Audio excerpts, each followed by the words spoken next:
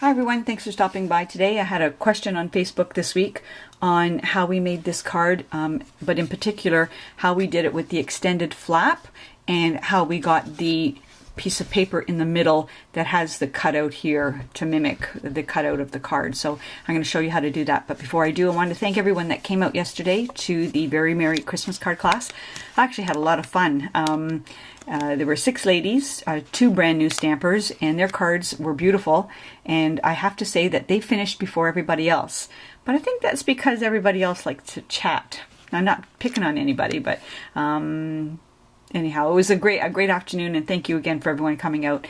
Stay tuned. I've got 2 more classes coming up to celebrate Christmas, and then I've started working on classes for the new year. The first one will be Manly Yes.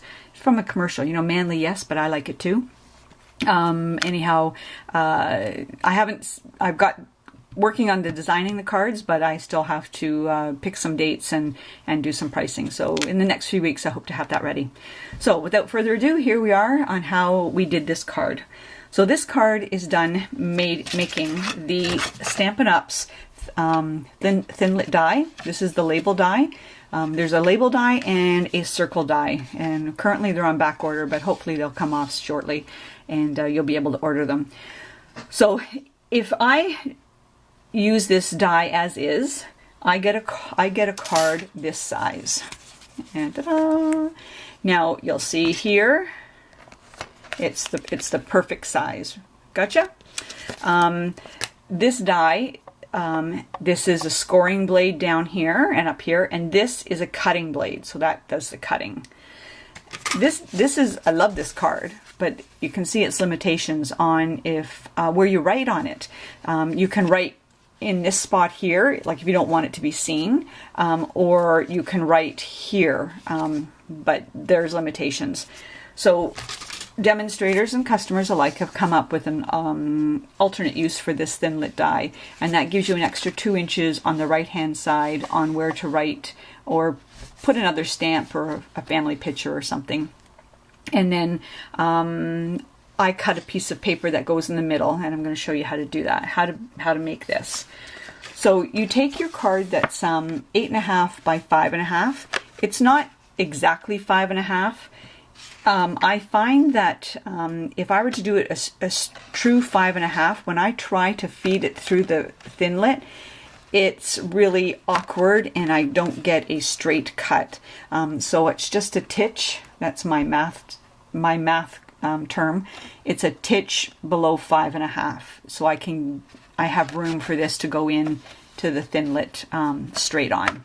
And so I'm going to put it through the machine like this, and you will see because of the ridge on the back here, when I take it out of the machine, I'm going to have a score line. And so I'm just going to flip that score line in, and then I'm going to flip that in and flip that over, and there you have your card. And so the machine has scored it and has cut this shape for you, and so you get that flip card. So how did I get the inside? I'll show you how I did it. Measure your piece of paper for the center panel, and I always like to leave a little bit of an edge around the bottom and the sides. So you measure your piece of paper and you're going to put it into your Thinlit. I'm going to turn it up and backwards so that the piece of paper butts right up to the score line here, and so it's going over. See this line here? That's the cutting line. So it goes over the cutting line, and make sure you leave the same amount of space on the top and the bottom, and that way you will get this when you put it through the machine, and then you can place it on your card like that, and that gives you the shadow here and it gives you the even space along the top and bottom. Now I have seen another way of doing it. If you put your card in like this, now it's not cut yet though, so you put your card in like this, then cut your piece of paper to this size, You actually glue it on, right? That, so you've got it in place.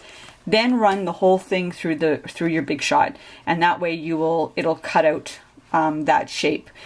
And that's an easy way of doing it as well. The only thing is you're not going to get the shadowed here. It's just going to be a flush cut, clear as mud, right? So that is how we made that card. That's how we made this card, and you'll see lots of cards. This is